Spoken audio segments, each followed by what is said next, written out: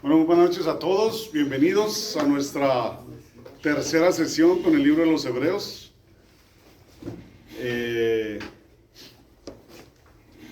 Como siempre, aquí están permitidas y exigidas todas las preguntas. Entonces empecemos con una oración y luego vamos a ver qué preguntas tienen y ya después seguimos pues con la sesión de hoy.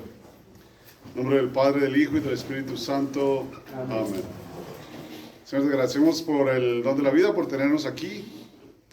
Pedimos, Señor, nos sigas infundiendo la presencia de tu Espíritu, para que nuestra mente, nuestro corazón se convierta en un corazón de discípulo, dispuesto a aprender y a poner en práctica tu palabra en nuestras vidas.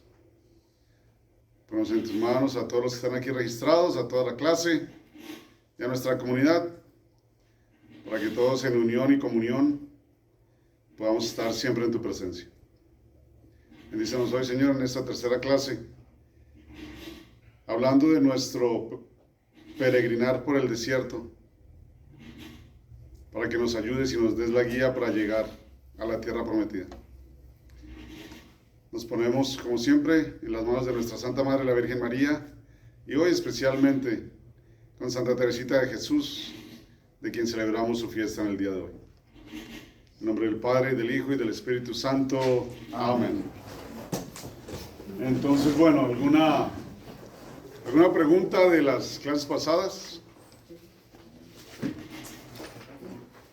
Espero hayan traído todo su libro, porque la clase 3 fue lo que llevaron la vez pasada, para que hubieran hecho algo de lectura y algo de preparación, ¿no? Ya sé que tenemos vidas ajetreadas y ocupadas, pero entre más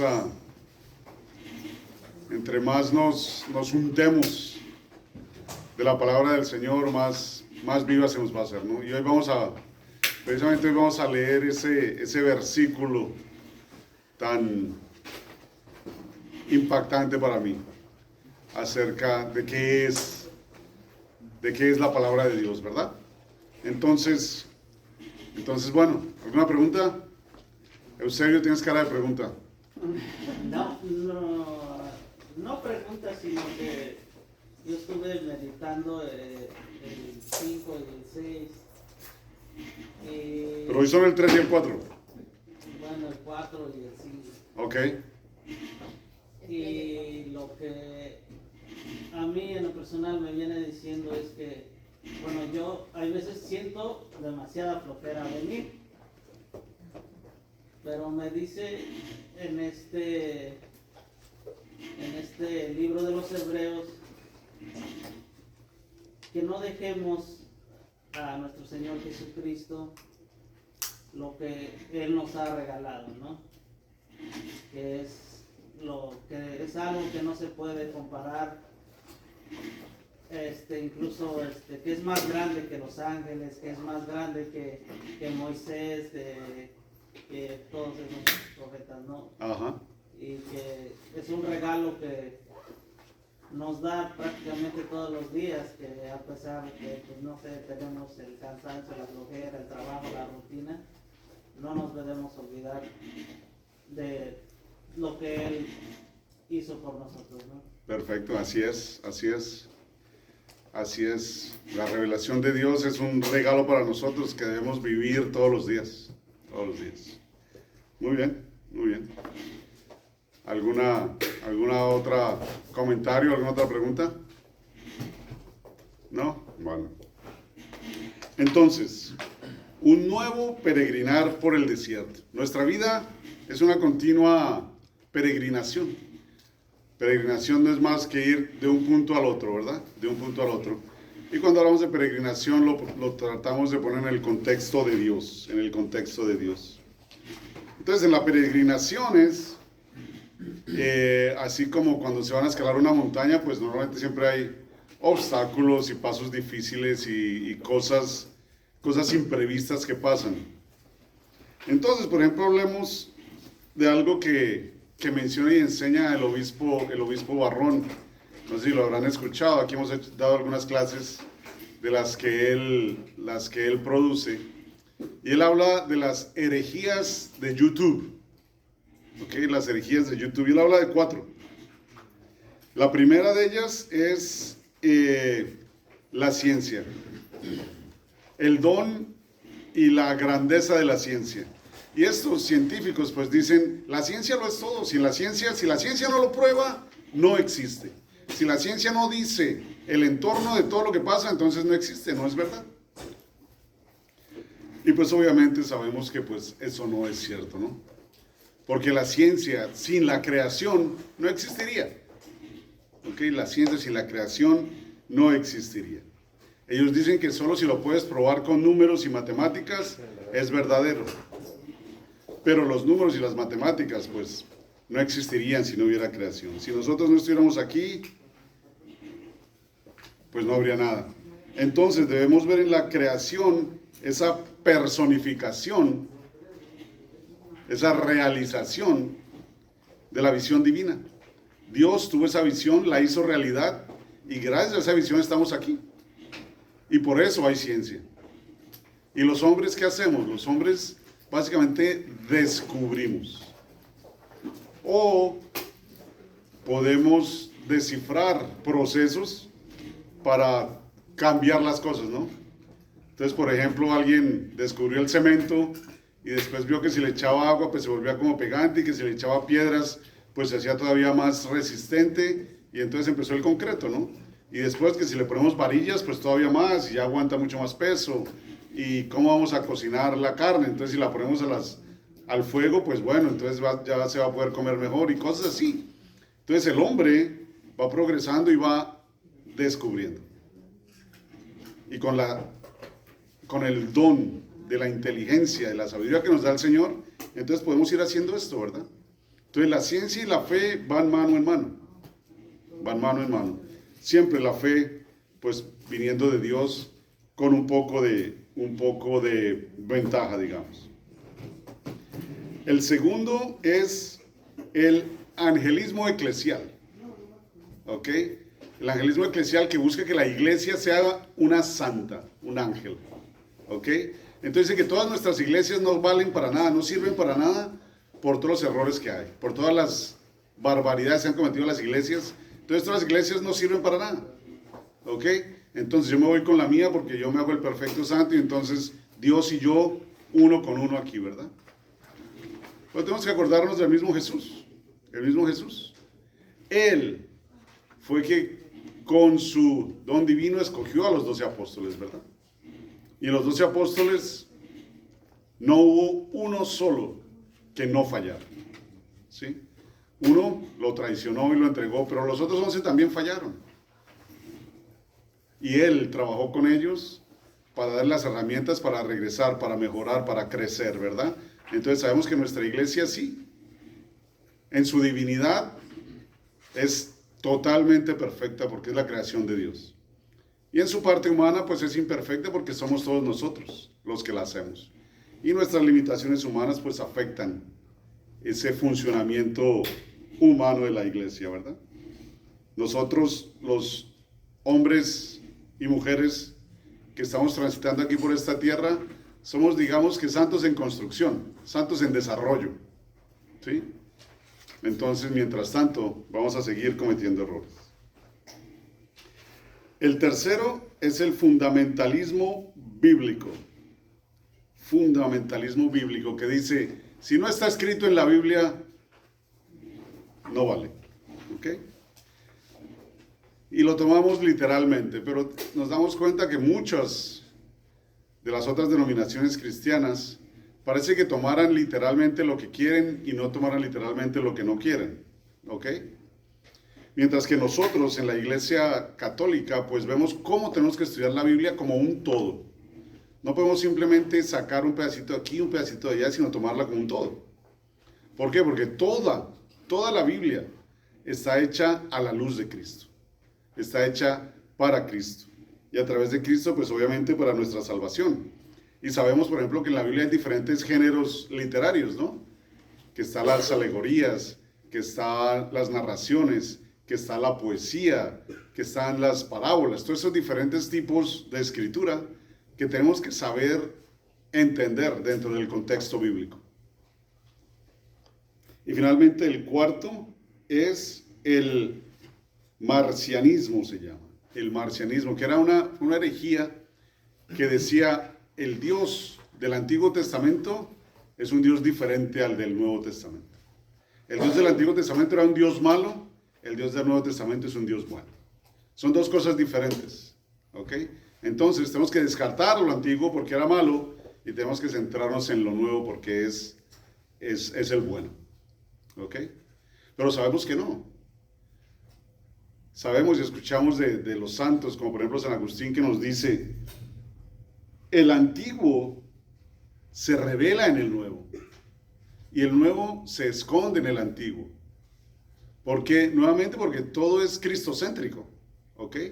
Entonces en el antiguo, que nos va a adentrar aquí en el siguiente tema, nos da todo lo que prefiguró lo que iba a venir después, lo que iba a venir en el nuevo.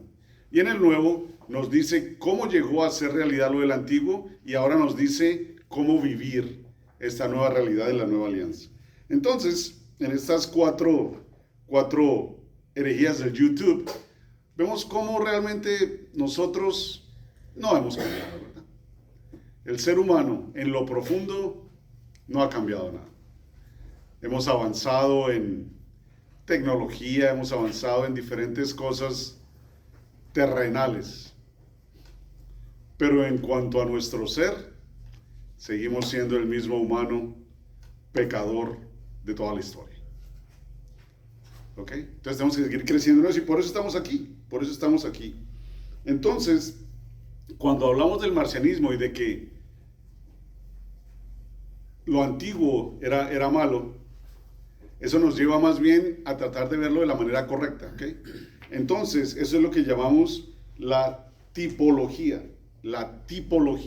o sea, que diferentes personajes, eventos y hasta sitios del Antiguo Testamento se presentan como figuras anticipadas de lo que va a venir después. Entonces, por ejemplo, vemos a uno de los principales, ¿verdad? A Moisés.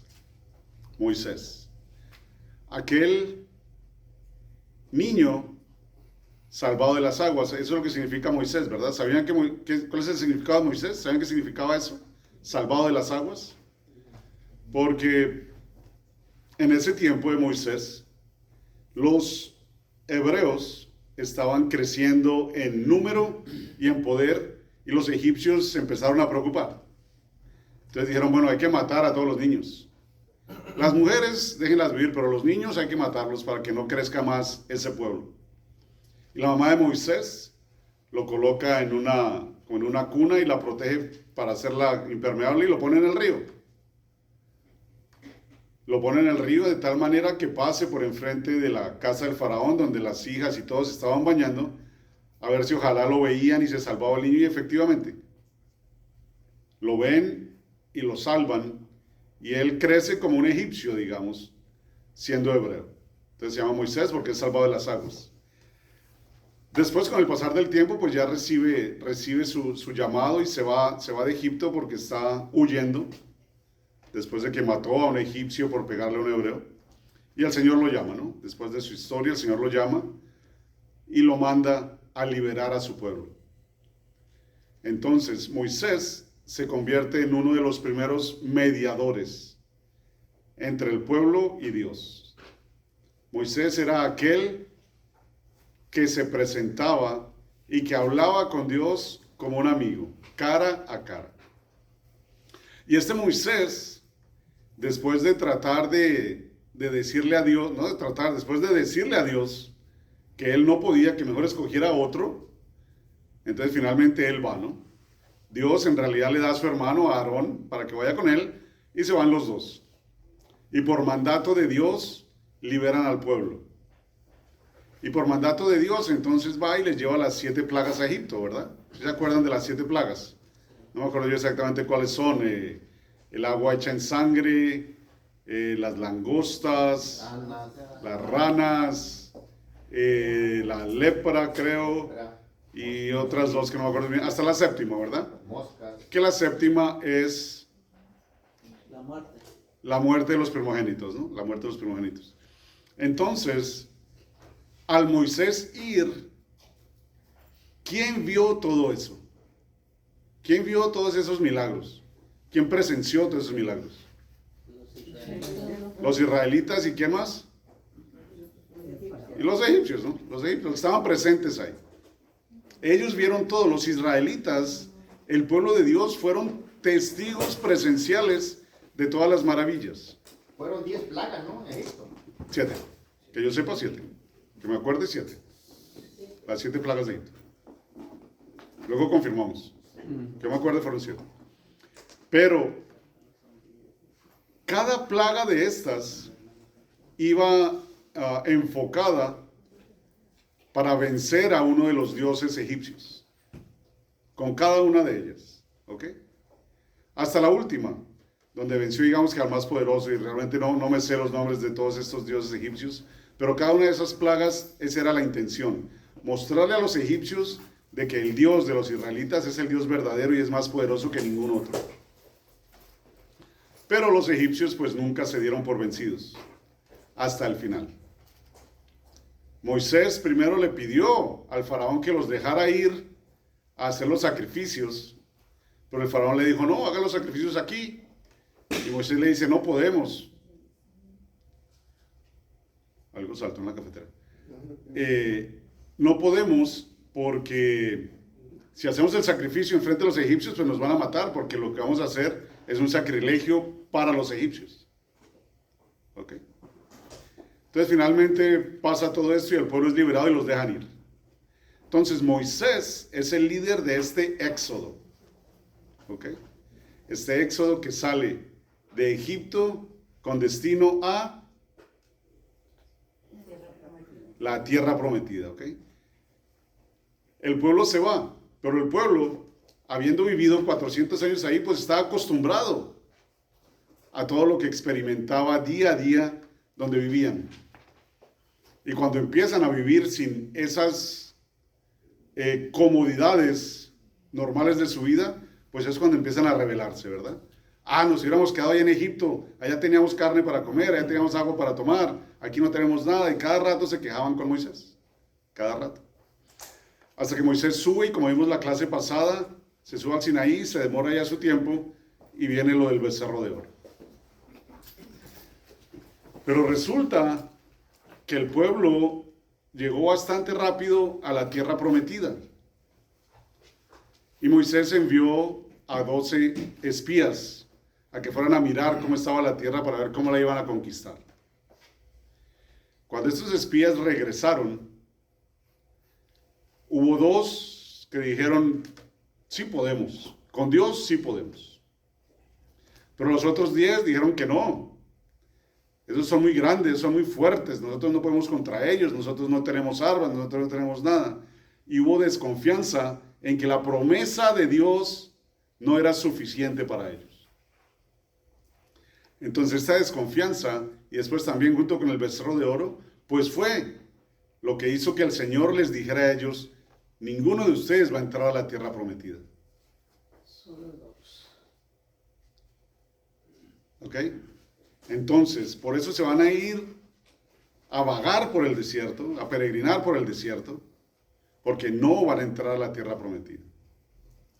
Y esto tenía también otra intención, y es que si estoy viviendo en mi entorno y quiero vivir en un nuevo entorno, pues tiene que haber un cambio, una transformación, ¿verdad? Y este pueblo no estaba listo. Entonces tenía que tomar una ruta más larga para tener la oportunidad de experimentar lo que iba a experimentar en la tierra prometida. Entonces estos 40 años, que realmente significa una generación, para que sea una generación nueva la que entra, es una generación nueva que va a estar, digamos que liberada de todas las raíces antiguas. Por eso es tan importante para nosotros hacer retiros. Por eso es tan importante, porque tenemos que salirnos de nuestra rutina común para poder refrescar nuestro corazón, para poder refrescar nuestro espíritu y para poder regresar a lo que Dios quiere que hagamos. Es muy importante los retiros. Mucho mejor si pudieran hacer un retiro de silencio realmente, donde no hay nada que los disturbe y que estén solo ustedes y el Señor. Es lo mejor que puedo hacer uno. Es lo mejor. ¿Okay? Entonces, este peregrinar por el desierto les dio a los judíos esa oportunidad de dejar todas las prácticas egipcias atrás y empezar con sus nuevas prácticas con el Señor. Entonces ese es el éxodo de Egipto a la tierra prometida, de Egipto a la Jerusalén terrenal. Pero ni siquiera Moisés entró. Ni siquiera Moisés, el escogido de Dios, entró a la tierra prometida. ¿Y saben por qué no entró? Porque no lo glorificó a Dios. ¿Por qué no qué? Alberto. Glorificó a Dios cuando les dio agua. No glorificó a Dios, ¿verdad? La gente estaba quejándose, nos vamos a morir de sed, aquí no tenemos que tomar. Moisés va y habla con Dios, y Dios le dice que vaya con la roca y que le dé gloria a Dios, y en la roca va a salir agua. Y Moisés va y lo hace como si fuera él el que le está dando agua a la gente, ¿verdad? Le dice, tengo que darles agua para que me dejen tranquilo, pues ahí tienen su agua, ¿verdad? Y no le da la gloria a Dios. Entonces Dios le dice, bueno, usted no va a entrar a la tierra prometida. Y en efecto, cuando el pueblo llega a la tierra prometida al otro lado del Jordán, Moisés muere. ¿Okay? Moisés muere. Y Josué es aquel que hace que el pueblo cruce el Jordán para entrar a la tierra prometida. En hebreo, Josué y Jesús se escriben igual. Josué es otro que es una prefiguración de Jesús también. Casi todos sabemos que los israelitas cruzaron el Mar Rojo con las aguas separadas, ¿verdad? ¿Volvió a pasar eso en alguna parte, que se separaron las aguas? Oh, sí. En el lago todavía. No. En el Jordán, con Josué. ¿Ok?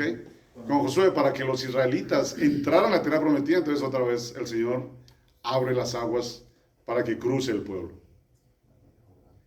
Bueno, entonces este Josué es otra prefiguración de Jesús. ¿Por qué? Porque lleva al pueblo a través del agua como una especie de bautismo de la vida antigua a la vida nueva, entrando finalmente a la tierra prometida. Esta tierra que supuestamente emana leche y miel, ¿no? ¿Buscando qué? Buscando la promesa de Dios, buscando el descanso de Dios. Entonces, este exilio y este peregrinar, digamos, pues nunca se acaba, ¿verdad? Se fueron primero de Egipto a Jerusalén buscando este descanso, pero el pueblo, siempre con su humanidad presente, pues no entró en el descanso. Tanto así que Dios les dice, este pueblo es un pueblo testarudo, en el Salmo 95. Y así como pasó en las aguas del Meribá cuando se rebelaron, entonces no van a entrar en mi descanso. No van a entrar en mi descanso. ¿Cuál es el descanso de Dios? ¿Cuál es el descanso de Dios? Señor. El séptimo día. Catalina. La resurrección. La vida eterna. ¿Cómo? Que uno esté adorando a Dios. Que uno esté adorando a Dios. Digamos que todo junto, ¿verdad? El descanso de Dios es obviamente estar en la presencia de Dios cuando somos verdaderamente capaces de negarnos verdaderamente a nosotros mismos y entregarnos a Dios. ¿Ok? El descanso de Dios no es acostarnos en el sofá a ver el partido de fútbol o a descansar simplemente. A menos que esté jugando Perú, ¿verdad? Ese no es el descanso de Dios. El descanso de Dios es la plenitud de la vida en su presencia. ¿Ok? En su presencia.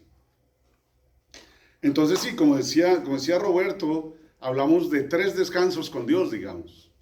Primero, pues el Señor descansó, ¿verdad? En el 7º día, el famoso sábado. Entonces ese sería el día de descanso.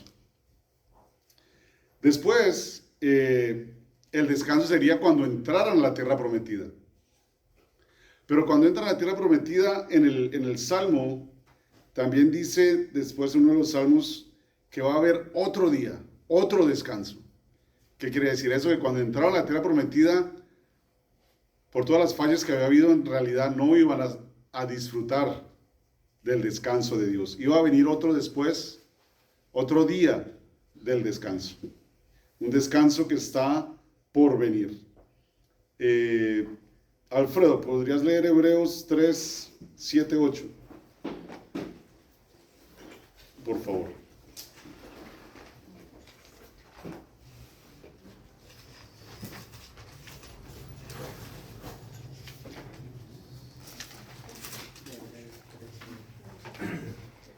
Escuchemos lo que dice el Espíritu Santo. Ojalá escuchen hoy la voz del Señor. No endurezcan su corazón, como ocurrió en el día amargo, el día de la tentación en el desierto, cuando me tentaron sus padres, me pusieron a prueba y vieron mis prodigios durante 40 años. Ok. Lili, el 16, 3:16. ¿Quiénes son esos que después de haber oído amargaron a Dios? Todos los que salieron de Egipto gracias a Moisés. Ok, entonces nos están dando como una prevención, ¿verdad? Una prevención. No endurezcan el corazón. Esa de pronto te la sabes tú, Roberto, ¿verdad? Porque lo has cantado ahí en el ambón. Si hoy escuchan su voz, no endurezcan el corazón. Déjenlo entrar, déjenlo penetrar. Ahorita vamos a ver hasta dónde. ¿Por qué? Porque todos estos que fueron testigos, que vieron los milagros, que vieron cómo los liberaron, que vieron que después les llegaron a la tierra prometida a la siguiente generación, esos fueron los mismos que se rebelaron. ¿Ok? Entonces es interesante porque para aquel que está dispuesto a creer, la pasión, muerte y resurrección de Cristo es suficiente. Para aquel que está dispuesto a aceptar la salvación, no necesita nada más. Eso es todo lo necesario. Pero para aquel que no quiere creer, para aquel que quiere todo a su manera, entonces no va a haber ningún símbolo suficiente. Tal vez a razón de eso también era que los fariseos siempre le pedían, ¿no? Dame un signo, dame un signo, dame un signo. Y bien que Jesús les dice, el único signo que van a recibir va a ser el signo de Jonás, y aquí hay alguien más grande que Jonás. ¿Okay? ¿A qué se refería con eso? ¿Se acuerdan qué le pasó a Jonás?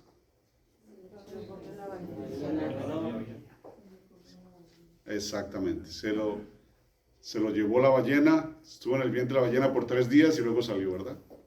Entonces el signo de Jonás, aquí hay alguien más grande porque él mismo va a estar en el vientre de la tierra, digamos, va a estar en la tumba por 3 días y luego va a resucitar. El único símbolo que necesitamos es ese. Entonces, si los que vieron no creyeron, ¿qué les faltó? Fe. Les faltó la fe. Les faltó la fe para poder creer. ¿Y la fe qué conlleva? La fe conlleva obediencia. La fe conlleva perseverancia, ¿verdad? Perseverancia.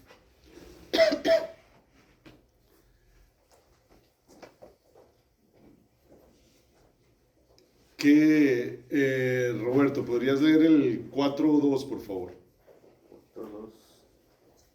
Porque también nosotros, como ellos, hemos recibido una buena noticia, pero la palabra que ellos oyeron no les sirvió de nada, porque no se unieron por la fe a aquellos que la aceptaron. Exactamente. Esa palabra, la palabra divina, la palabra de Dios, no les sirvió de nada. ¿Por qué? Porque no tenían fe. No tenían fe. ¿Por qué no pudo hacer Jesús milagros en su tierra? Por la poca fe. ¿Verdad? Por la poca fe. Nadie es profeta. Tal vez no fue que no pudo, pero no quiso, no sé. Por la poca fe, ¿verdad? Porque no estaban listos a recibirlo. Entonces, este regalo tan divino no fue aceptado. ¿Por qué? Porque no había fe. ¿Qué tal el 4:6, Bruno? En conclusión, si bien los que recibieron primero la buena nueva no entraron a causa de su falta de fe, otros sí entrarán. ¿Hasta ahí? Un poquito más. Por esta razón, mucho más tarde, Dios fija nuevamente un día que llama hoy, diciendo por boca de David lo que se recordó más arriba. No, pero está un poco diferente. Ojalá hoy escuchen la voz del Señor, no endurezcan su corazón. ¿Leíste el 6 completo? Dijo 4, ¿no? 4 o 6. Sí, capítulo 4, versículo 6. Sí, el 5 empieza en aquí lo volvemos a encontrar, no entrarán jamás en mi descanso. En conclusión, ese es el 6. Si bien los que recibieron primero la buena nueva no entraron a causa de su falta de fe, otros sí entrarán. Ok, hasta ahí. Son- Digamos que este es como un sinónimo, ¿verdad? ¿Esa cuál es? ¿La de Jerusalén? No. ¿La latinoamericana? ¿Qué dice el tuyo, Roberto? La mía dice, ahora bien, sabemos que la entrada a ese reposo está reservada a algunos, y que los primeros que recibieron la buena noticia no entraron en él, a causa de su desobediencia. A causa de su desobediencia, ¿verdad? Entonces, la fe requiere obediencia y ellos no tenían ni fe ni obediencia, ¿verdad? Eran desobedientes a la palabra de Dios. Y José, ¿podrías leer el 4:11?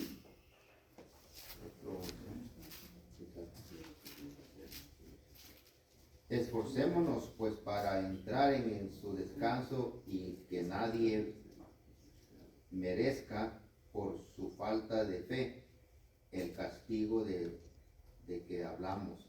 Ok. Entonces, la palabra de Dios no encontró la fe en los que la escucharon. Por falta de fe, cayeron en la desobediencia, ¿verdad? Entonces, el autor de Hebreos nos exhorta. Aprendan de lo que les pasó a ellos y que ninguno de ustedes que recibió la misma palabra le pase lo mismo. Aprendan y abran su corazón para que el don de la fe pueda entrar, para que esa fe los haga obedientes y para que con esa fe y esa obediencia puedan entrar ¿a dónde? Al descanso del Señor, al descanso del Señor.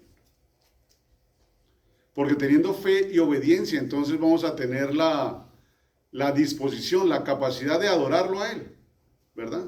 De entregarnos a Él.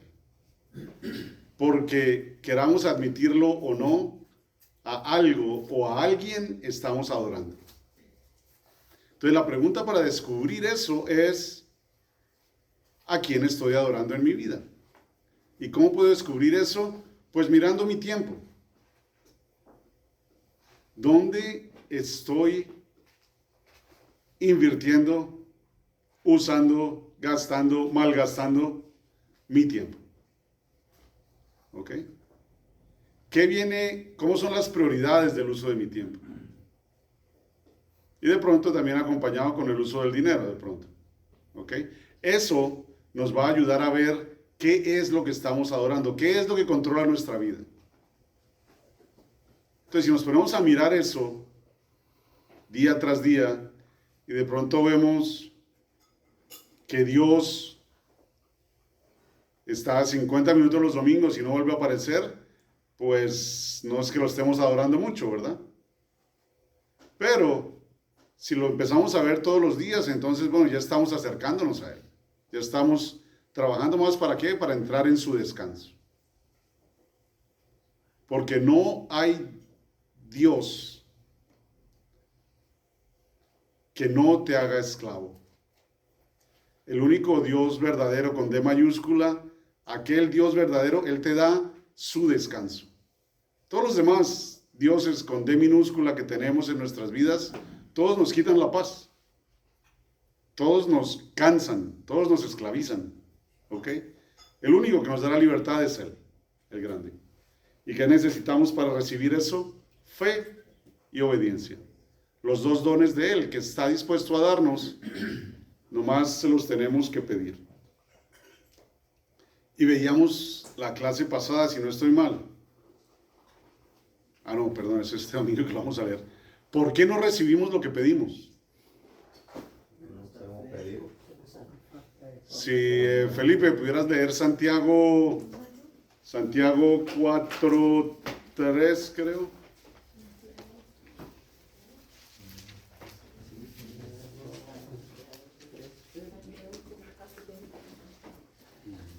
No, perdón. Santiago 2:30 y 3, o 3, sí, 4:3.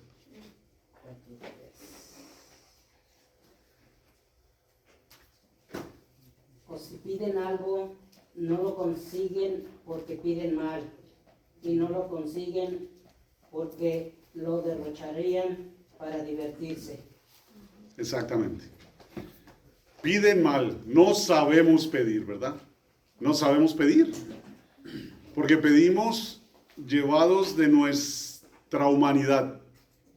Y nuestra humanidad, ¿qué es? Es el placer. ¿Qué es el placer? Es la ausencia de dolor físico, es la ausencia de pobreza física, es la ausencia de la soledad física, digamos, ¿verdad?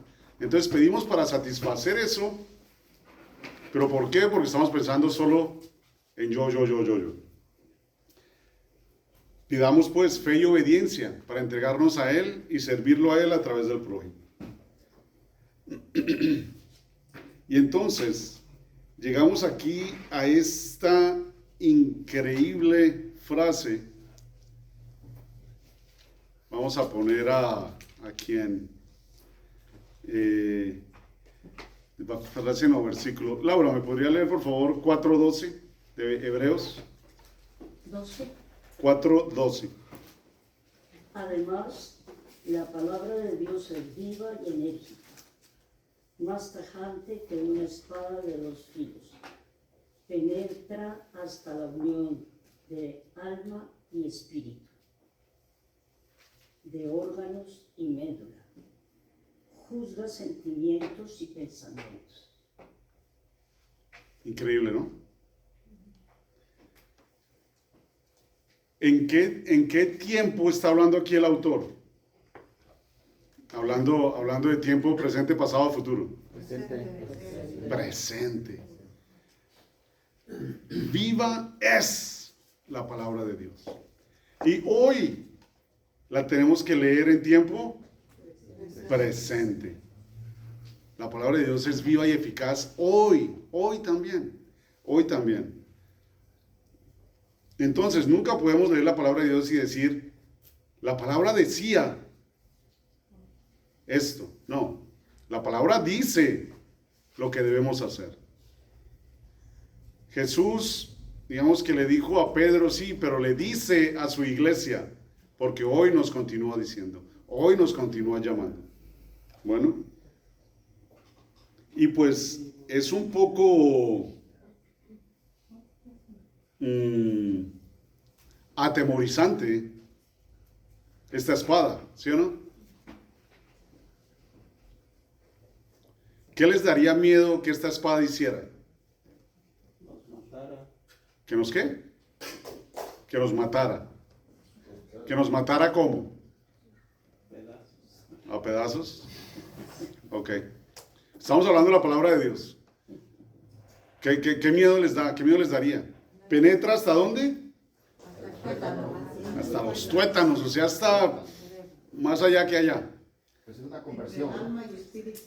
Exacto, entonces, ¿qué temor les da, Rosalida? Pero el temor es de que no lo creamos, porque aquí nos está hablando de que cuando tengamos fe y creemos en Jesús, nos atraviesa el alma hasta lo más profundo. Ok. Entonces, pensando en la historia de tu vida, ¿cuál sería el temor de que llegue esta espada a tu corazón? Perder el cielo y irme al infierno. ¿Y por qué lo perderías? Pues porque no cumplí la palabra. En otra podría decirse mataría todos mis gustos, mis deseos. Bueno, yo lo estoy pensando. Allí voy a echar de ver yo en qué estoy mal y a lo mejor no me va a gustar. Yo estaba pensando desde el punto de vista de que va a cortar, o sea que si corta, pues abre. Y si abre, pues queda a la vista. ¿Y qué va a quedar a la vista? Toda mi miseria, exactamente. Toda mi miseria va a quedar a la vista. Y eso va a ser complicado, ¿verdad? Va a ser complicado. Entonces, ese es un temor.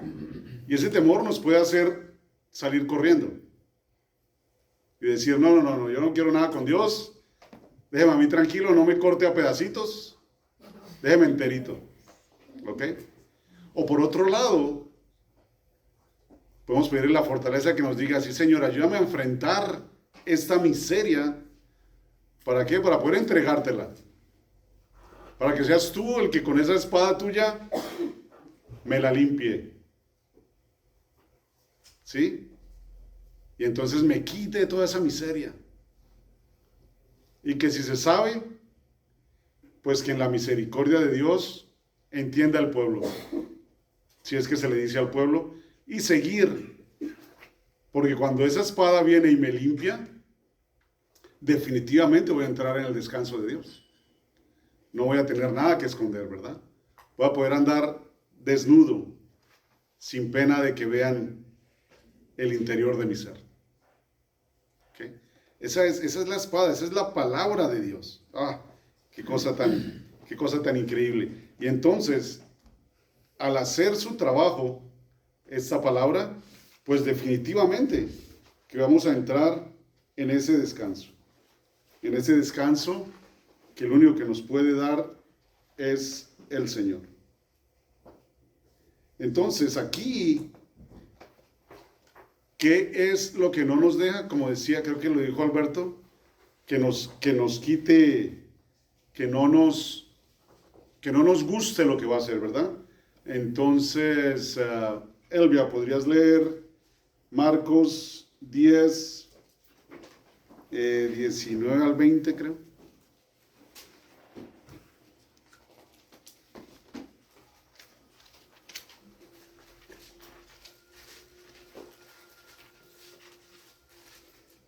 Perdón, 17 al 22, digamos.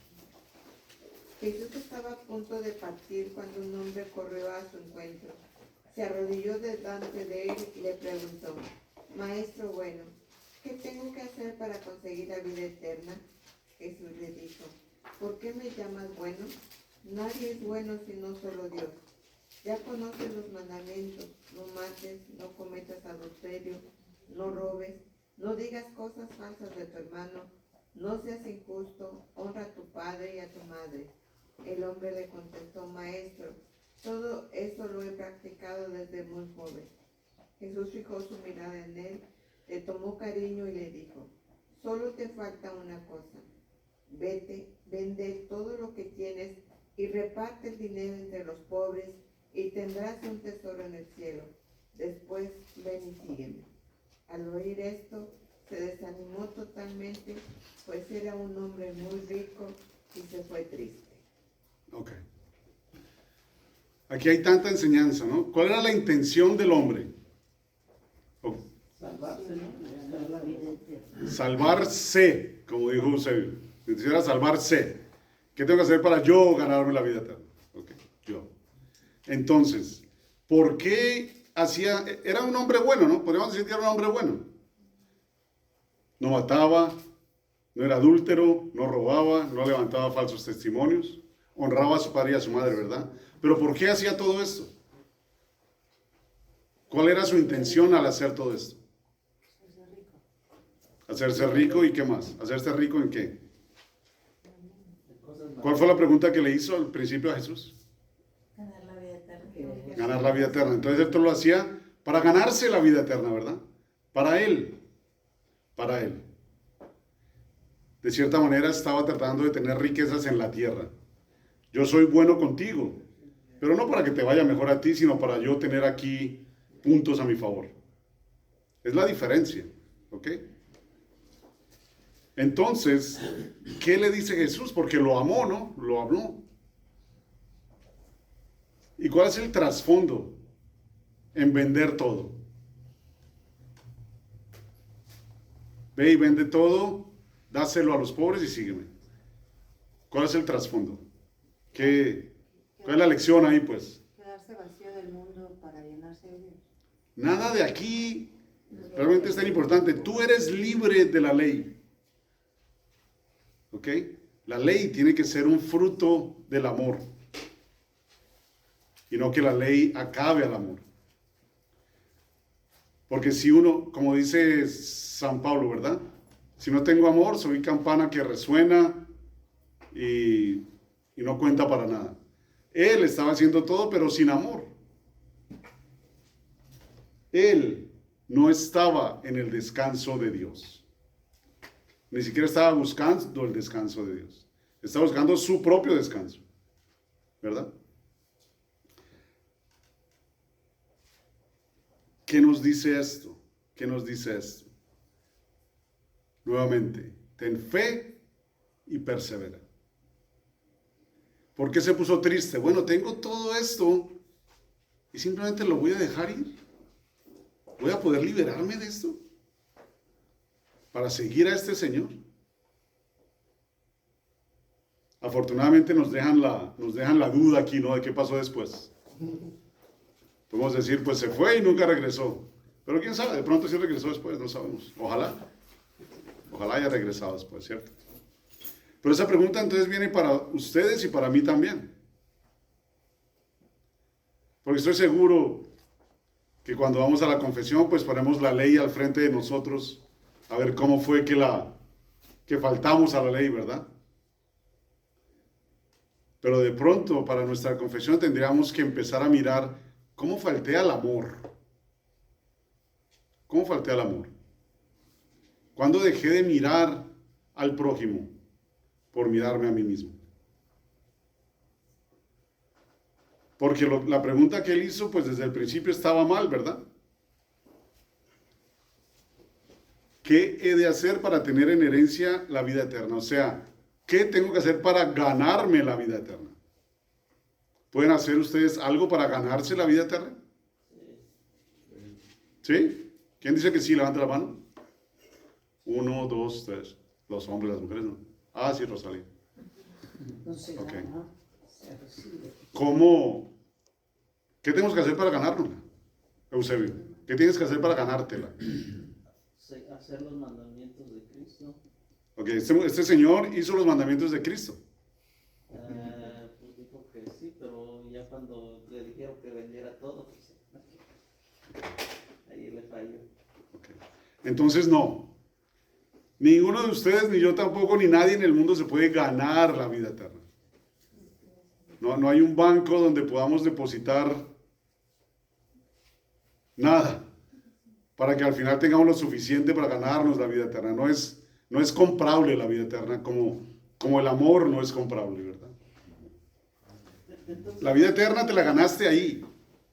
¿Por don de Dios? Por gracia de Dios, tú tienes vida eterna. Por gracia de Dios.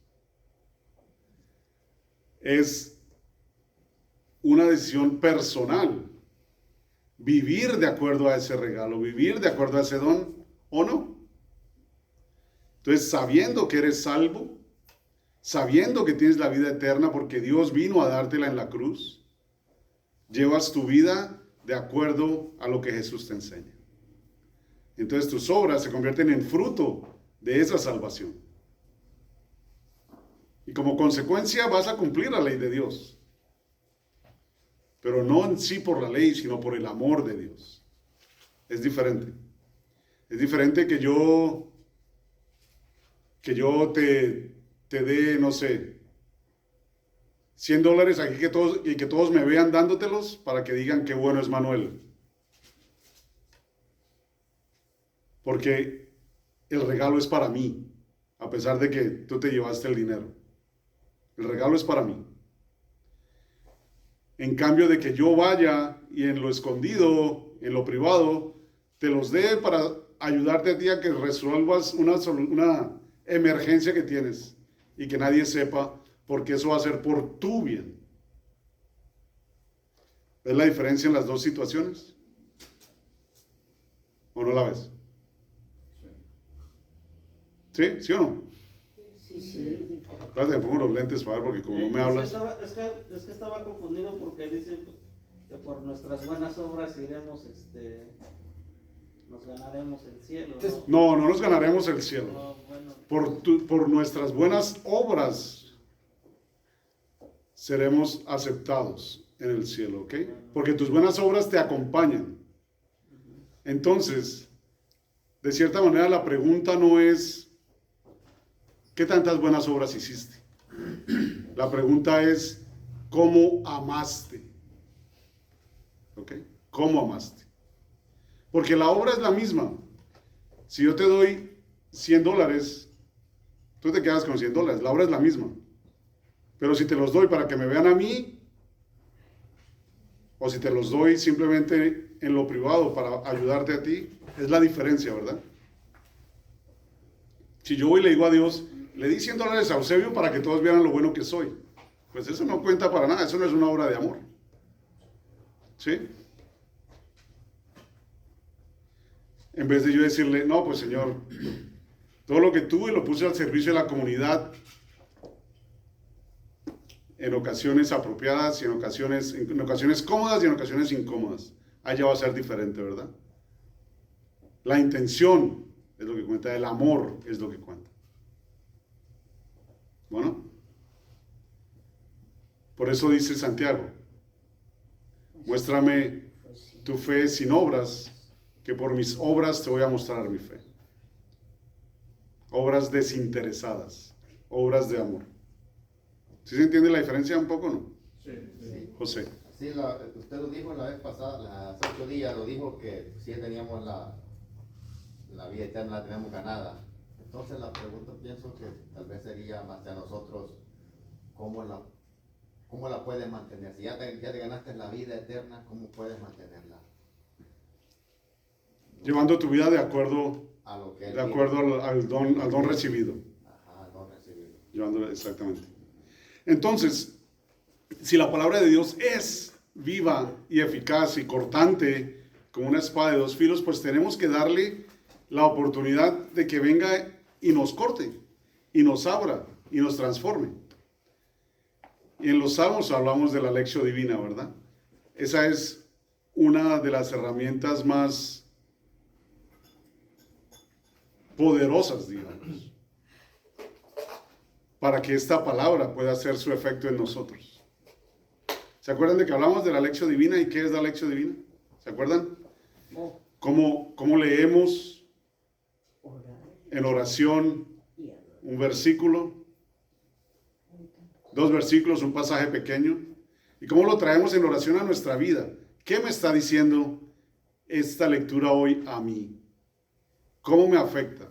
Y después oro en eso y después la vuelvo a leer y miro si me dijo algo nuevo o si me quedo en lo mismo, ¿verdad? Y finalmente me quedo orando en esta palabra para que lo que leí lo pueda hacer propio, lo pueda hacer mi estilo de vida. Hagan una lección divina con Corintios 13, del 7 al 10. ¿Ok? El amor es paciente, el amor es amable, el amor no es envidioso. Y pongan su nombre ahí. Manuel es paciente, Manuel no es envidioso. Y miren ahí, ok, es decir, que me está cortando aquí, me está haciendo desangrar. ¿Cómo hago para que esa palabra se haga vida en mí? Bueno. ¿Y en dónde más escuchamos profundamente la palabra de Dios? ¿Dónde más? En la misa, en la liturgia, ¿verdad? La primera mitad de la misa es la liturgia de la palabra. Y ahí nos habla el Señor personal y directamente. Personal y directamente. Y después el sacerdote con su homilía nos debería ayudar a continuar meditando esta palabra y meditarla durante toda la semana, pues durante toda la semana. Entonces esta liturgia es donde también nos nutrimos en palabra y nos nutrimos en alimento, ¿sí? La mesa de la palabra y la mesa de la Eucaristía. Estas dos que son dos y una sola. Después de resucitado, Jesús, ¿cuál se pudiera decir que fue la primera misa que él celebró?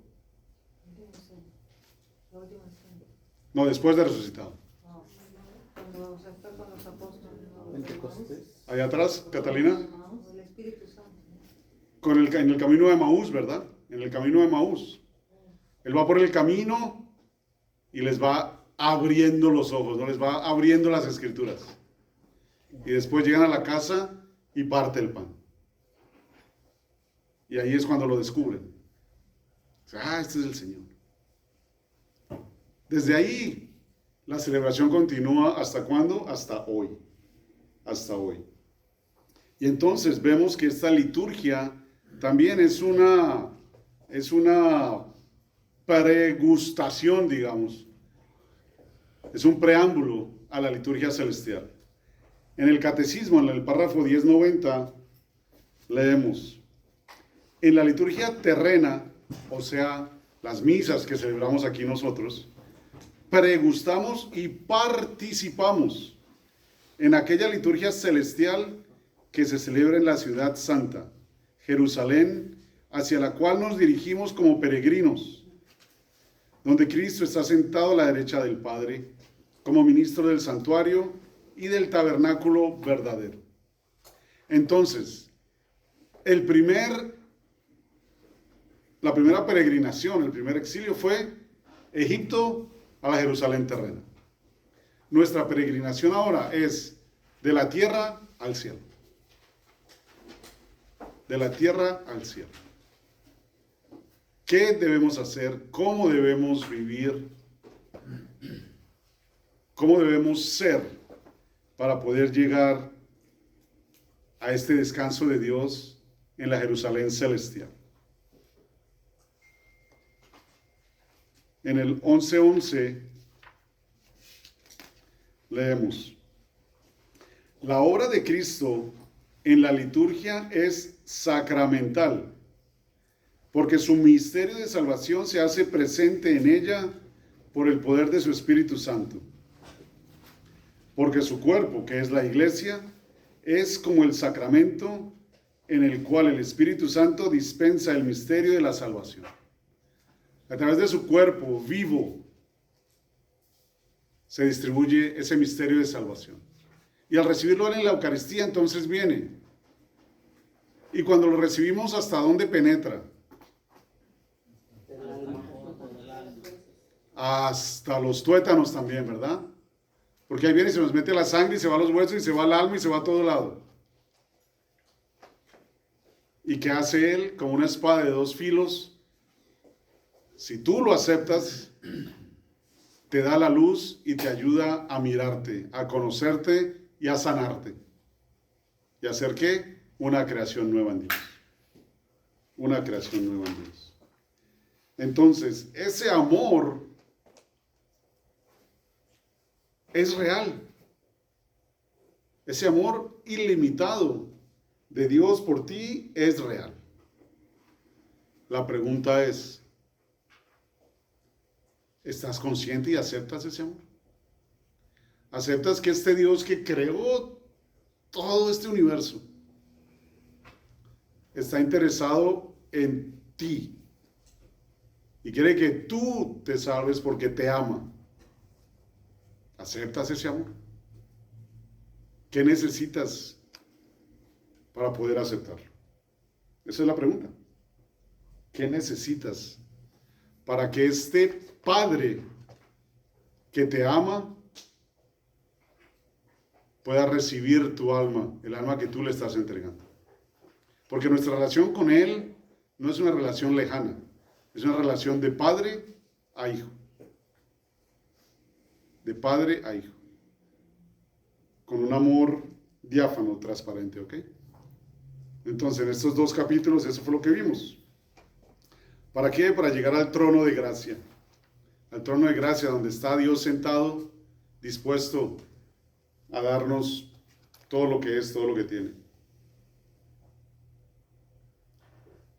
Entonces, hoy hablamos de la tipología, ¿no? Como todo el Antiguo Testamento es un tipo de lo que va a venir después. Como el Antiguo Testamento se revela en el Nuevo y el Nuevo se esconde en el Antiguo. Hablamos del descanso de Dios entrando a la tierra prometida, donde llegar al cielo es la tierra prometida final, donde vamos a tener el verdadero descanso en Dios, alabándolo por siempre. Y sabemos que para poder llegar allá, pues tenemos que tener nuestra fundación basada en ¿qué? En la palabra de Dios, en su palabra de Dios, que es viva, eficaz y más cortante que una espada de 2 filos. ¿Y qué nos va a ayudar a aceptar esto? La fe. La fe y la obediencia a Dios. Y a eso hay que añadirle la confianza. Fe, obediencia y confianza en Dios. De que todo lo que Él promete es verdad. Fe, de que todo va a ser realidad. ¿Ok? Y obediencia, de que voy a obrar de acuerdo a lo que Él me dice. ¿Por qué? Porque es lo mejor para mí. Es lo mejor para mí. Y finalmente la liturgia. La liturgia, donde esta participación eucarística nos da un preámbulo de aquella Eucaristía celestial en la cual vamos a participar en la siguiente etapa de nuestra vida, ¿ok? Esa Jerusalén celestial, abierta para todos, donde Jesús nos ha hecho una morada celestial, no construida con manos, sino con su propio espíritu. Bueno, tomamos un break y ahorita venimos con las preguntas.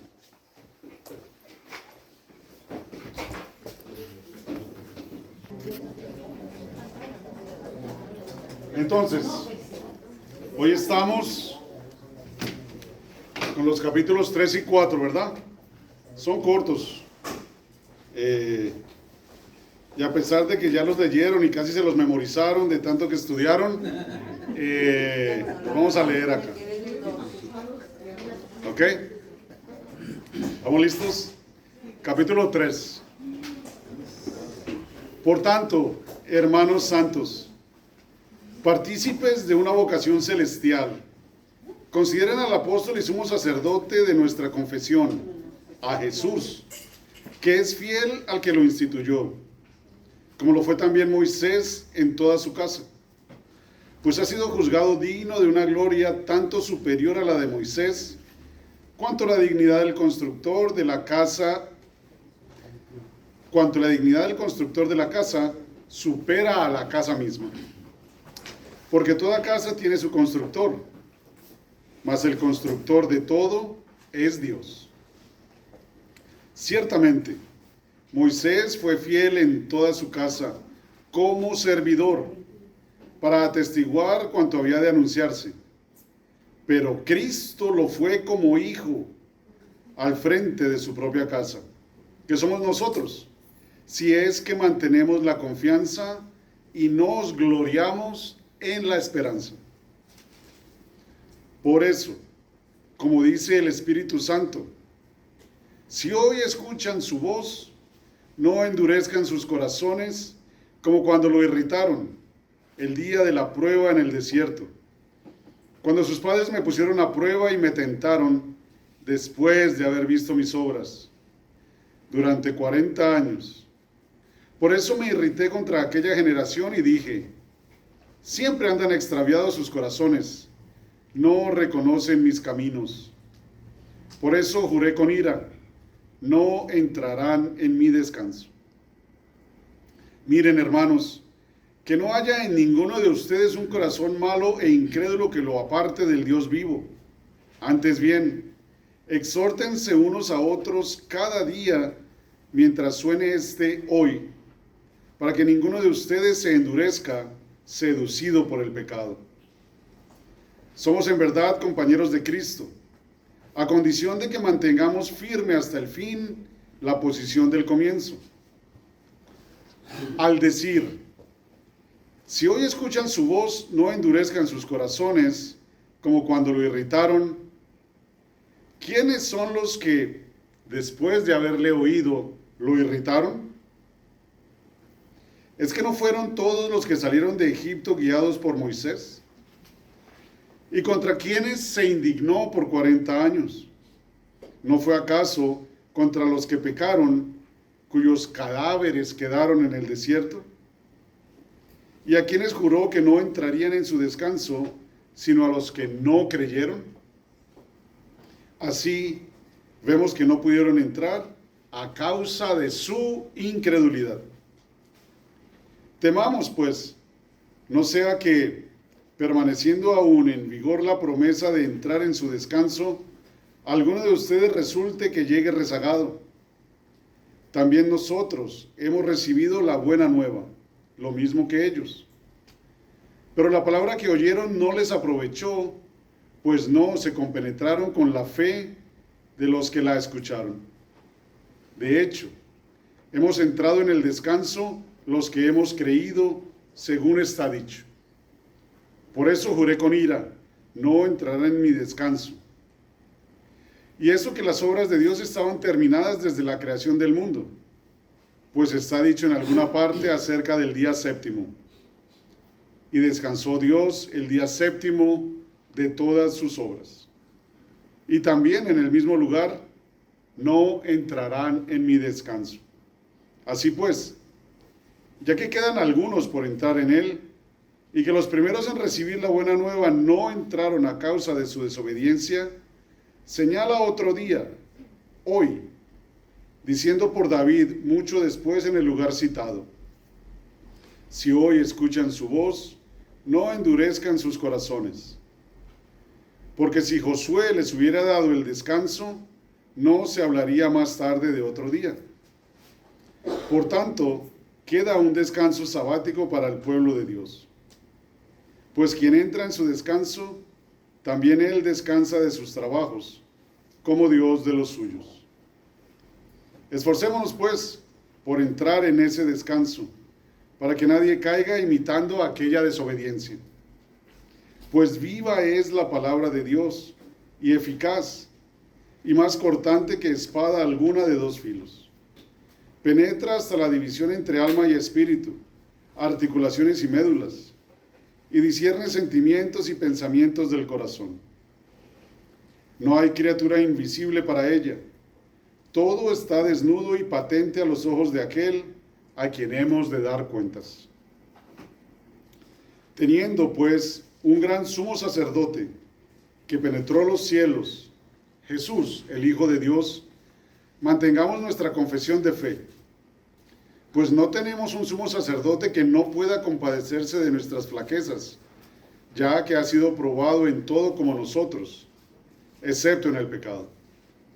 Acerquémonos, por tanto, confiadamente al trono de gracia, a fin de alcanzar misericordia y hallar la gracia de un auxilio oportuno. Palabra de Dios. Te alabamos, Señor.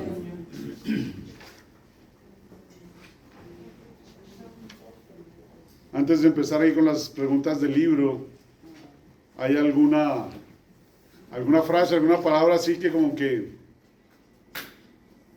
les golpeó, como dándole al blanco en todo el corazón? ¿O no? No, pero qué callados todos. Esta parte de que dice, por eso creamos, para que así entremos en el lugar de descanso mencionado. Por eso me enojé y declaré con juramento, no entrarán jamás en mi lugar de descanso. Eso me asustó. Ajá. Pero ¿qué quiere decir? Recuérdame el versículo. Es capítulo 4, versículo 3. Ok. ¿Qué quiere decir? El entrar en el descanso de Dios no es difícil. Todos estamos llamados a entrar en ese descanso. Pero para entrar en ese descanso, ¿qué tenemos que tener? Fe. ¿Cómo tenemos que llevar nuestra vida? En obediencia. ¿Con quién? Con Dios, con Jesús. Entonces, siendo fieles y obedientes a las enseñanzas de Dios y confiando obviamente también en sus promesas, pues vamos a tener acceso a ese descanso, no hay duda. Los que no entran en ese descanso, ¿quiénes fueron? Los que desobedecieron, los que fueron infieles, los que no creyeron. ¿Ok? Pero de que está abierto y nos está llamando hoy a cada uno a entrar en ese descanso. Rosaleida. Es que usted estaba leyendo, pero yo la verdad no sabía ni dónde estaba leyendo. Yo nomás estaba escuchando, pero estaba súper perdida aquí. Ah, ok, es que hoy estamos en el capítulo 3 y 4.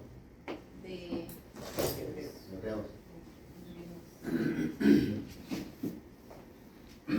Ok. Bueno, qué pena no haberlo dicho antes. Pensé que era lo que era la clase de hoy, pues 3 y 4. Muy bien, entonces hablamos un poco de la tipología. Ya que tienes ahí el catecismo, Roberto, ¿podrías leer 128 al 128? Párrafo 128. ¿120? 28.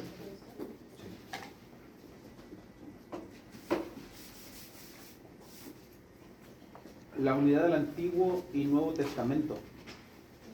La Iglesia, ya en los tiempos apostólicos y después constantemente en su tradición, esclareció la unidad del plan divino en los dos testamentos gracias a la tipología. Esta reconoce en las obras de Dios de la antigua alianza prefiguraciones de lo que Dios realizó en la plenitud de los tiempos en la persona de su Hijo encarnado. Ok. Entonces esa es la tipología, ¿sí? Todo lo del pasado es un tipo, una prefiguración de lo nuestro.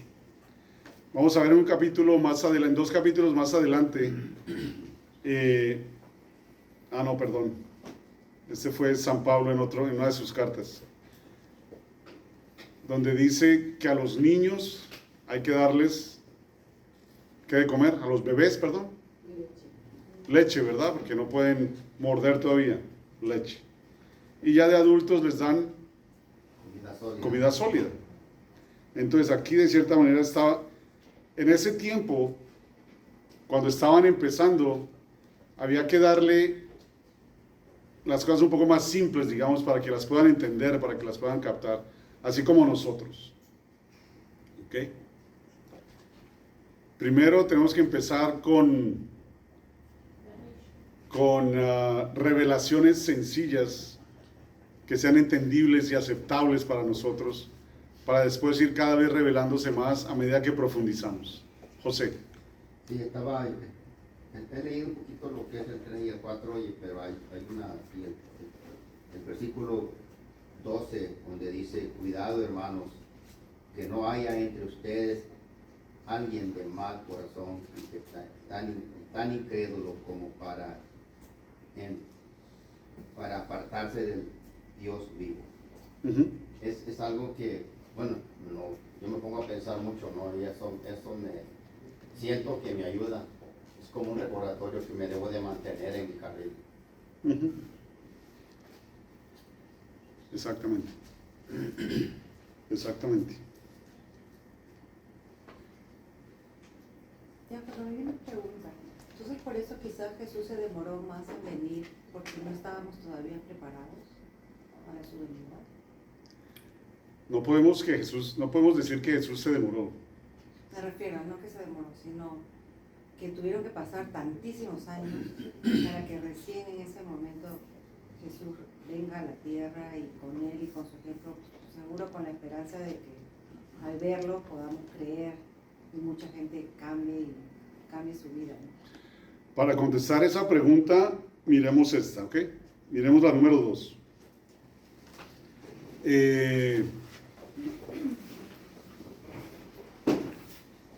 Tina,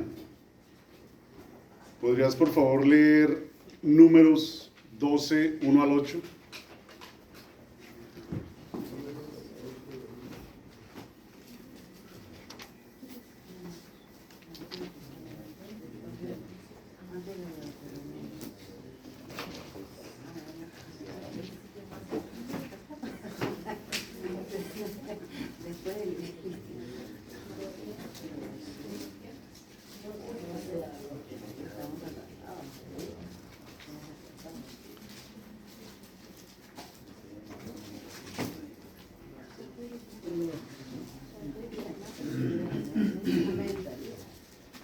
Realmente son hasta el 3, 1 al 3. ¿Perdón? Números 12, del 1 al 3 nomás. Del 1 al 3. Miriam y Aarón murmuraban contra Moisés, porque había tomado como mujer a una cuchita del territorio de Cush. ¿Acaso Yahvé decía, solo hablará por medio de Moisés? No, habló también por nuestro intermedio, y Yahvé lo oyó. Ahora bien, Moisés era un hombre muy humilde, no había nadie más humilde que él en la faz de la tierra. Ok, ¿qué sentimientos vemos en Miriam y Aarón? ¿Envidia? Ok, envidia, muy bien. Bueno, ya que estás ahí tú, Tina, ahora capítulo 16, del 1, seguimos en números, del 1 al 3 otra vez. Corre, hijo de Isar, hijo de Puhat, hijo de Leví, y también Datán y Abirón, hijos de Eliab, hijo de Pelet, de la tribu de Rubén. Se rebelaron contra Moisés, le siguieron 250 israelitas, todos jefes de la comunidad, miembros del consejo y personajes conocidos. Se amotinaron contra Moisés y Aarón y dijeron, basta ya, ¿acaso no están consagrados todos los miembros de la comunidad? ¿Y no está Yahvé en medio de nosotros? Okay. ¿Por qué entonces se creen ustedes superiores a la comunidad de Yahvé? ¿Qué sentimientos vemos aquí? Envidia. Envidia, ¿verdad? También, ¿no? ¿Y qué dijo ahí directamente? Rebelión, ¿verdad? Se rebelaron. Ok. ¿Estás en números, Alfredo? ¿No? ¿Sí? Sí, estoy. Ok. 20 del 1... 20 del 1 al... Del 1 al 5. Toda la comunidad de Israel llegó el primer mes al desierto de Sin. El pueblo se instaló en Cadés. Allí murió y fue enterrada Miriam. No había agua para la comunidad y los israelitas le echaron la culpa a Moisés y a Aarón. Se encararon con Moisés y le dijeron, ¿por qué no morimos mejor en presencia de Yahvé como nuestros hermanos? ¿Por qué han traído a la comunidad de Yahvé a este desierto para que muramos junto con nuestros animales? Nos sacaron de Egipto para traernos a este lugar horrible. No hay donde sembrar, ni tampoco hay higueras, viñas ni granados, y menos agua potable. Ok, ¿aquí qué vemos? Ahí no hay fe. ¿Ah? Ahí no hay fe. Falta de fe, ¿no? Falta de confianza. Falta de confianza. Bueno, estos fueron los israelitas en el desierto, ¿verdad? Allá a ellos, eso le pasa a ellos.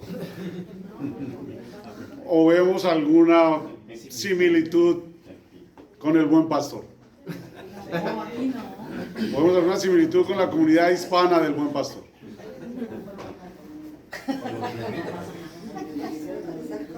¿O vemos alguna similitud con el entorno individual de cada uno?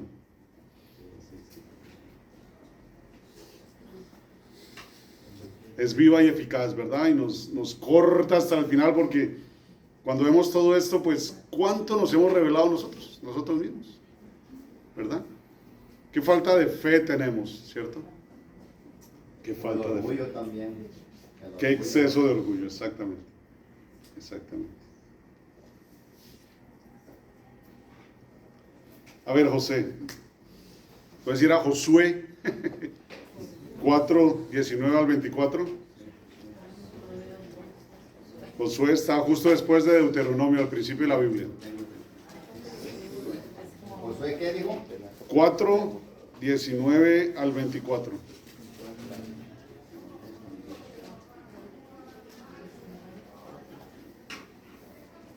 Era el 10 del primer mes, el pueblo subió del Jordán e instaló su campamento en Gilgal, al oriente de Jericó. Josué ordenó que se erigieran en Gilgal las 12 piedras que se habían tomado en el Jordán. Luego dijo a los israelitas: cuando mañana sus hijos les pregunten qué hacen estas piedras aquí, ustedes les responderán: esto es porque Israel atravesó el Jordán en seco. Yahvé dejó en seco el lecho del Jordán ante nosotros cuando lo atravesamos, lo mismo que dejó en seco el mar de los juncos para que los atravesaran. Sepan pues todos los pueblos de la tierra cuán poderoso es la mano de Yahvé, y teman siempre a Yahvé, nuestro Dios. La entrada en la tierra prometida, la circuncisión y la Pascua. Hasta ahí nomás. Hasta ahí. Ok, muy bien. Entonces, muchas veces cuando vemos la sucesión de dos profetas, vemos como el segundo profeta hace lo mismo que el primero y aún más grande, ¿verdad? Entonces Moisés viene y con él pasan el Mar Rojo, pero no entran a la tierra prometida. Van a la peregrinación por todo el desierto. Josué viene como el sucesor de Moisés y con él cruzan otra vez en seco y entran a la tierra prometida. Bueno. Ahora, ¿alguien tiene idea, aunque ahí lo dice, qué otro evento importante en la historia judía ocurrió en este mismo lugar? Y para la pista es la pregunta A. Bautismo de Jesús. Más duro. El bautismo de Jesús. El bautismo de Jesús. Jesús vino a este mismo sitio a encontrar ¿a quién? A Juan el Bautista para bautizarse. ¿Okay? Y resulta que, ¿ustedes saben dónde queda este sitio? Bueno, ya saben que queda en el Jordán, pero ¿cuál es la particularidad de este sitio? Geográficamente. No. Eso queda más al sur de Jerusalén. Está en el Líbano, ¿no? ¿Está qué, perdón? Está en el Líbano. No sé, no La creo. parte esa donde bautizaron a Jesús está en el Líbano, ¿no? No estoy seguro hoy cómo se llame. Pero me refiero a otra cosa. Normalmente, ustedes han escuchado hablar de la altura sobre el nivel del mar, ¿verdad? En el Mar Muerto. Ok, entonces este punto es el punto más bajo de la Tierra. Que está, no recuerdo exactamente, pero como a 400 metros por debajo del nivel del mar. Interesante que no se ha llenado, ¿no? ¿Qué significado tiene esto? ¿Por qué tenía que ser el punto más bajo de la Tierra? Para que sea levantado el Señor con más fuerza. Para que sea levantado el Señor con más fuerza. Con el Espíritu Santo. ¿Dónde, en qué situación espiritual estaba el pueblo? Sin fe, Sin fe, sin Dios, en el exilio de corazón, ¿verdad? Jesús baja a nuestra pobre corrupta y perdida humanidad a sacarnos. Betania, ¿no? No, Betania queda al norte. Más, más. ¿Ok? Entonces él viene aquí a este punto, allá al lado de Jericó, queda cerca de Jericó, al lado de Jericó. Viene a este punto, el más bajo, ¿para qué? Para encontrarnos en nuestra pobreza, en nuestra miseria, y llevarnos al otro lado del Jordán, al otro lado del exilio, a la tierra prometida. ¿Ok? Ese es el significado de este sitio. ¿Ok? De este sitio.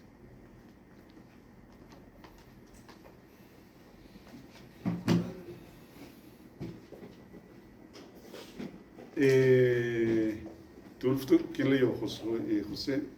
Alfredo, ¿podrías ir a Josué 6? Sí, pero está mucho, espérate a ver.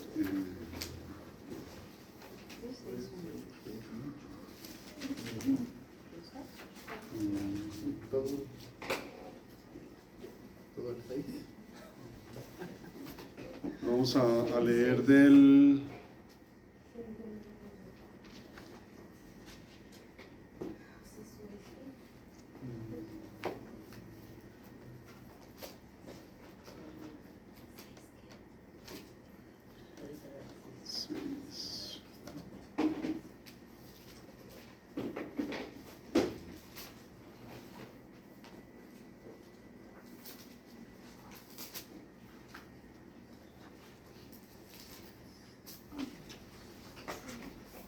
del 17 al 21. La ciudad con todo lo que hay en ella será condenada al anatema, en honor de Yahvé. Solo se salvará Rahab, la prostituta, con todos los que estén con ella en su casa. En cuanto a ustedes, cuídense de tomar lo que ha sido condenado al anatema, no sea que ustedes mismos se vuelvan anatema y atraigan la desgracia sobre el campamento de Israel. Toda la plata y todo el oro, todos los objetos de bronce y de hierro serán consagrados a Yahvé e ingresarán al tesoro de Yahvé. El pueblo lanzó entonces el grito de guerra y resonó la trompeta.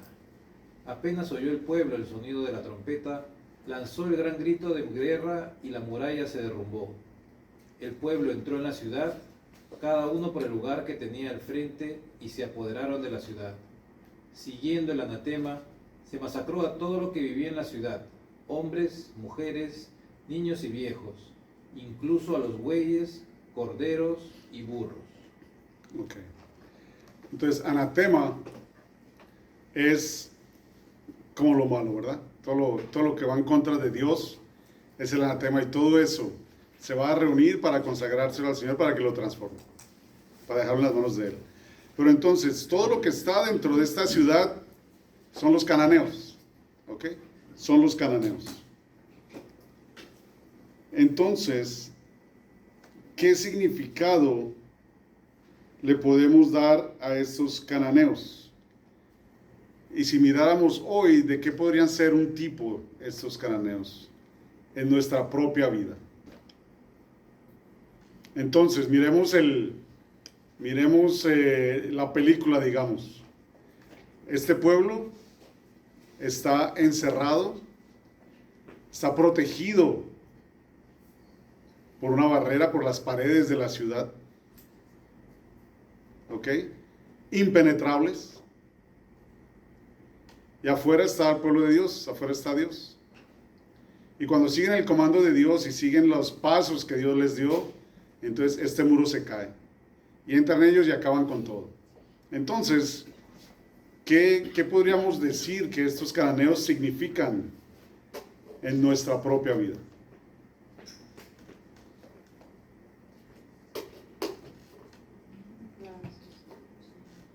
Lo malo. ¿Qué es lo malo? Los pecados. Los pecados, ¿verdad? Los pecados. ¿Y por qué están y cómo están protegidos estos pecados en nuestra vida? ¿Cómo están protegidos? Por nuestra humanidad. ¿Por nuestra qué? Humanidad. Ok, nuestra humanidad. Y descríbeme esta humanidad. ¿Cómo es nuestro corazón? duro, ¿verdad? ¿Cómo es nuestra mente? Pura, es decir. Obstinada, ¿verdad? Obstinada y egoísta. Entonces, en este corazón duro tenemos estas murallas que no dejan entrar nada, para que mi ser esté aquí protegido como yo lo quiero a mi conveniencia. ¿Sí? Para que mi pecado se quede aquí tranquilito, que nadie me lo vea, que nadie me lo toque, porque al fin y al cabo estoy cómodo aquí.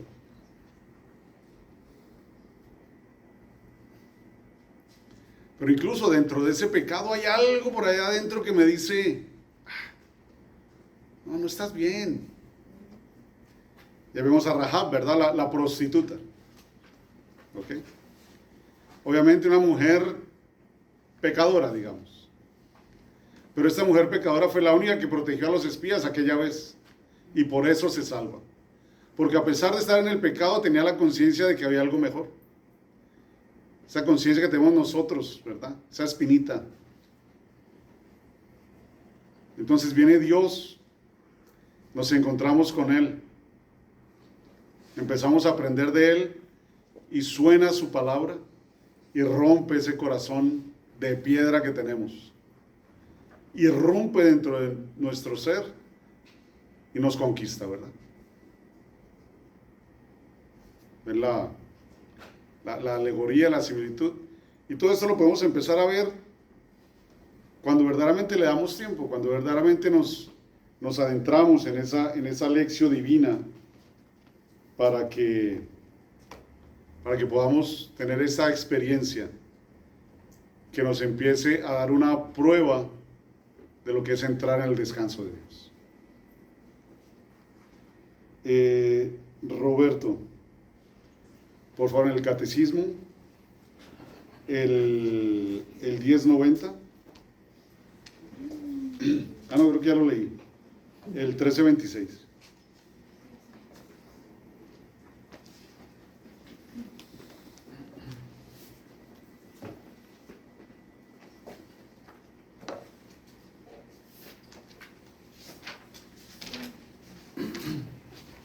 Finalmente, por la celebración eucarística nos unimos ya a la liturgia del cielo y anticipamos la vida eterna cuando Dios será todo en todos.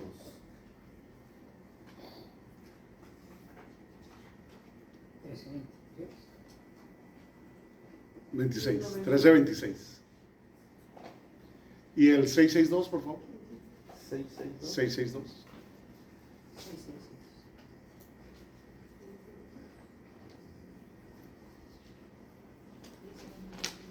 Cuando yo sea levantado de la tierra, atraeré a todos hacia mí.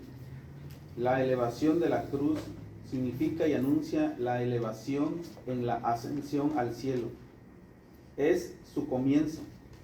Jesucristo, el único sacerdote de la alianza nueva y eterna, no penetró en un santuario hecho por mano de hombre, sino en el mismo cielo, para presentarse ahora ante el acatamiento de Dios en favor nuestro. En el cielo, Cristo ejerce permanentemente su sacerdocio, de ahí que pueda salvar perfectamente a los que por él se llegan a Dios, ya que está siempre vivo para interceder en su favor. Como sumo sacerdote de los bienes futuros, es el centro y el oficiante principal de la liturgia que honra al Padre en los cielos. El sumo sacerdote, ¿verdad? Y acabamos de leer aquí en Hebreos 4 que tenemos un sumo sacerdote que es compasivo con nosotros, que experimentó todo lo que experimentamos nosotros sin caer en el pecado. Entonces, ¿cuáles son las responsabilidades de un sacerdote para con el pueblo? ¿Hacer qué? ¿Qué hace nuestro sacerdote en la misa? ¿Qué hacían los sacerdotes en el Israel antiguo? El sacrificio. Ofrecían el sacrificio. Lo ofrecían todos los días, ¿verdad? Entonces vemos en nuestro sumo sacerdote que fue sacrificio y sacerdote, ¿verdad? El sumo sacerdote que solo se ofrece una vez por todos nosotros. Este es un sumo sacerdote que nos invita a su presencia, que nos trae a Él y que nos dice, mire, lo que están haciendo allá es una participación adelantada de lo que vamos a vivir en el cielo, en esta liturgia celestial. Entonces ya no es una imitación, como era el Arca de la Alianza con los israelitas allá en el desierto y después en Jerusalén. Ahora es una participación en la liturgia celestial. ¿Por qué? Porque Jesús vino, se hizo hombre y después permanece con nosotros. ¿Ok? Esa es la liturgia que vivimos. Entonces, cada vez que vayamos a misa, tenemos que estar conscientes de eso, de que lo que estamos viendo es un preámbulo a lo que vamos a ver cuando estemos cara a cara a Él en el cielo. Entonces, que eso nos haga vivir la misa como debe ser, activamente, con gozo. De pronto sí, con lágrimas por la pasión, ¿verdad?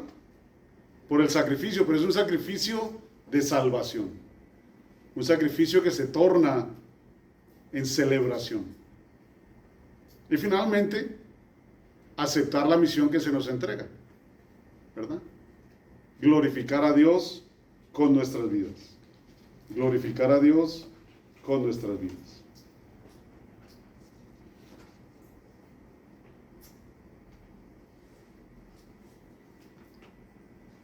Para cerrar, vamos a las 7. Felipe, ¿podrías leer Hebreos 4:12?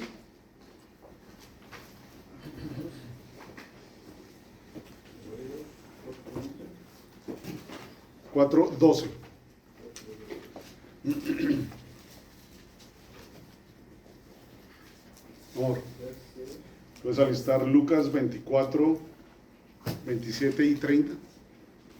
En efecto, la palabra de Dios es viva y eficaz, más penetrante que espada de doble filo, y penetra hasta donde se divide el alma y el espíritu, las articulaciones y los tuétanos, haciendo un discernimiento de los deseos y los pensamientos más íntimos. No hay criatura a la que su luz no pueda penetrar. Todo queda desnudo y al descubierto a los ojos de aquel al que rendiremos cuentas. Tenemos pues un sumo sacerdote excepcional. Hasta ahí más.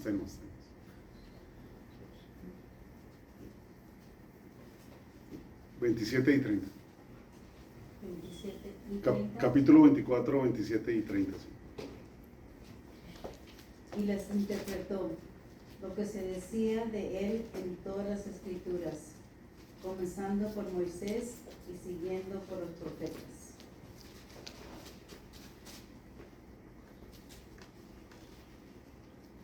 Y mientras estaban en la mesa con ellos, tomó el pan, pronunció la bendición, lo partió y se lo dio. Okay. Roberto, ¿podrías leer en el Catecismo 131 al 133? Es tan grande el poder y la fuerza de la palabra de Dios que constituye sustento y vigor de la Iglesia, firmeza de fe para sus hijos, alimento del alma, fuente límpida y perenne de vida espiritual. Los fieles han de tener fácil acceso a la Sagrada Escritura. La Escritura debe ser el alma de la teología, el ministerio de la palabra, que incluye la predicación pastoral, la catequesis, toda la instrucción cristiana y en puesto privilegiado la homilía. Recibe de la palabra de la Escritura alimento saludable y por ella da frutos de santidad. La Iglesia recomienda insistentemente a todos los fieles la lectura asidua de la Escritura para que adquieran la ciencia suprema de Jesucristo, pues desconocer la Escritura es desconocer a Cristo. Muy bien, entonces, con todo esto, ¿cuál debe ser nuestra actitud con las Sagradas Escrituras? conocer de Cristo. Aprender más de Cristo. ¿Y cómo vamos a hacerlo? Pues leyendo y meditando. Leyendo y meditando, ¿verdad? O sea, haciendo la parte de nuestras vidas, metiéndonos dentro de las Escrituras, haciendo la lección divina. Yo, cuando la hago, normalmente trato de hacer eso, ¿no? Leerla literalmente. ¿Qué me dice literalmente? Después leerla conmigo presente, como si fuera un espectador en el tiempo que fue escrito, mirándola como de lejitos, detrás de escenas, digamos. Y después leerla otra vez conmigo como un personaje activo. Ya sea que Jesús me esté hablando a mí, o que esté parado al lado de Jesús, o algo así, ¿verdad? De esa manera, la vida de la Sagrada Escritura va a ser más vivible para mí. ¿Okay? Y la Escritura se va a hacer directamente un mensaje personal. Al fin de cuentas, todo este libro, toda esta Biblia, obviamente, es cristocéntrica. Pero es la historia de la salvación. ¿De quién? De cada uno de nosotros. ¿Okay? Todo lo que hizo Cristo por cada uno de nosotros. Entonces sigamos estudiando estos hebreos, que nos ayuda también a descubrir más, no solo la riqueza de la Biblia, sino la riqueza de todo lo que hacemos en nuestra iglesia, especialmente de la Eucaristía. ¿Bueno? ¿Alguna pregunta que tengan ahorita? ¿No? ¿Todos cansados? Okay. Entonces cerremos en el nombre del Padre, del Hijo y del Espíritu Santo. Amén. Señor, te damos gracias, especialmente por este capítulo 4, versículo 12 que nos das. Te pedimos, Señor, que nos des la sabiduría para entender, la fortaleza para aceptar, la debilidad para entregarnos, para rendirnos,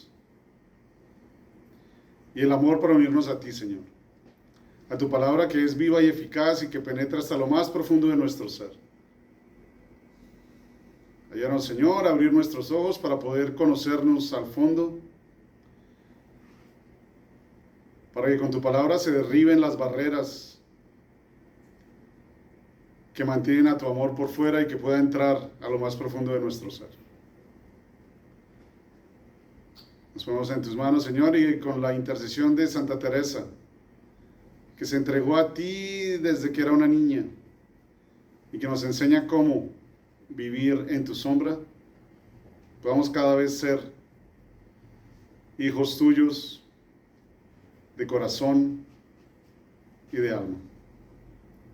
Y nos ponemos en tus manos a través de la intercesión de nuestra Santa Madre, y todos juntos le rezamos. Dios te salve María, llena eres de gracia, el Señor es contigo. Bendita eres entre todas las mujeres, y bendito sea el fruto de tu vientre, Jesús. Santa María, Madre de Dios, ruega por nosotros pecadores, ahora y en la hora de nuestra muerte. Amén. Y que Dios los bendiga en el nombre del Padre, y del Hijo, y del Espíritu Santo. Amén. Antes de irse, la semana entrante será la semana 4. Vamos a discutir los capítulos 5 y 6, ¿ok? 5 y 6. Hay menos lecturas. Por favor, mírenlas y háganlas con anticipación. Bueno, así podemos tener más preguntas y hacer más rica la discusión. Próxima semana, Hebreos 5 y 6, serás sacerdote para siempre.